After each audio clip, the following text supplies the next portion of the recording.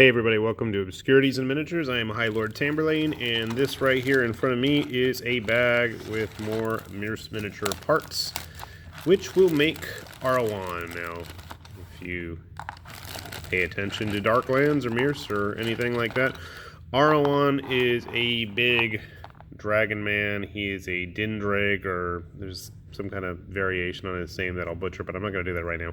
Anyways, recently they decided to have him re-sculpted to match the rest of the Dyndraig line, and they came out with a couple different variations on him with a set of swords in each hand, a giant sword, or a sword and shield.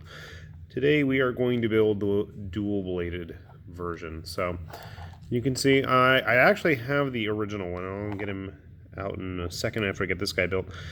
Just real quickly, noticing that a lot of the armor is pretty similar. We still have the odds and ends of spikes and stuff sticking out from between the armor. The chainmail over there. Swords are pretty similar looking. Still quite heavily armored, very ornate armor, especially for Darklands, but most of the Dyndraigs at least have pretty fancy armor.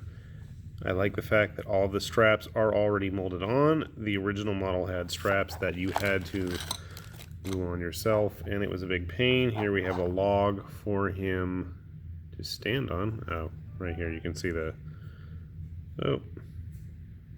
little key there to have him stand on his log. So this version has an open mouth and is unhelmeted, whereas some of the other versions had a helmet. Here's the rest of his armor. We have the loincloth with the chainmail sticking out, big shoulder pad with spikes, and again, the original you had to glue all the spikes on individually. Not very fun. I'm not sure what this is. A horn of some sort along with a human skull. Alright, well, I'll tell you right now, just looking at the amount of parts that I have to worry about, this is already a big plus. I really enjoyed the original one, and it's one of my favorite models, but just the fact that I'm going to have a lot less work here on my hands is kind of a plus, because it really was very labor intensive. So I'm going to grab the clippers, and we're going to put Arawan all together here. So here we have our finished Arawan. Pretty decent size model. I forgot to mention earlier, but he is on a 60mm base, so he's pretty big. Let me grab a lizard man that I have handy just for a good sense of size. And like I was saying earlier, he's been re-sculpted. Let me grab the original one just to give you guys an idea. So here is the original Arawan, and you can see he is a bit taller, but he's also on an incredibly larger base. He's on an 80mm base. And the only thing that I really don't like about this resculpt is the lack of the dramatically flowing cloak, cape, skirt armor, whatever it is. Because otherwise, everything else is pretty much in line. And I mean, the looks of the face, the body structure, everything else I'd say is pretty much spot on. And they're actually by two different sculptors, which is even what's more curious. So this was a hand sculpt by Roberto Chadon, I believe, and this is Mierce's in-house Bob, whose name I'm going to butcher, so I'm not going to. We'll just call him Bob for now.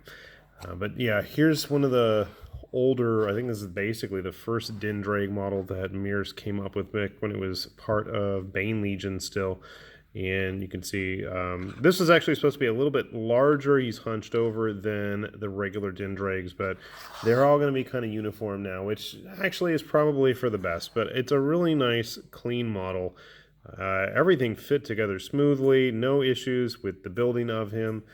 Nice, real tiny gaps that, I mean, it's going to be easy with like some liquid green stuff or some epoxy glue just to kind of squeeze in there to fill it in. But yeah. Just to give you a good sense of scale, he is a nice sized model. If you're looking for, let's say, like a Dragonborn type avatar of Bahamut or something like that, I mean, the guys from Mierce, the Dyndraigs, are your go-to models. They're a little bit pricey at about 30 pounds or so, give or take, you know, whatever your currency is. But I gotta say, it's worth it. I really am happy with how they sculpted him. Again, other than the lack of an overly dramatic flowing back cloth and I guess lack of genitalia for a Mierce model, that's, you know, kind of surprising, but I don't know if that's going to be any kind of a deal breaker for some of you. I know a couple of people it might be, but again, good sculpt. I'm liking where this is heading, and hopefully that means we're going to see more Dyndraigs in the future because they're very nice models. With that said, this is High Lord Tamberlane with Obscurities and Miniatures saying thanks for watching, and we'll see you later. Bye-bye.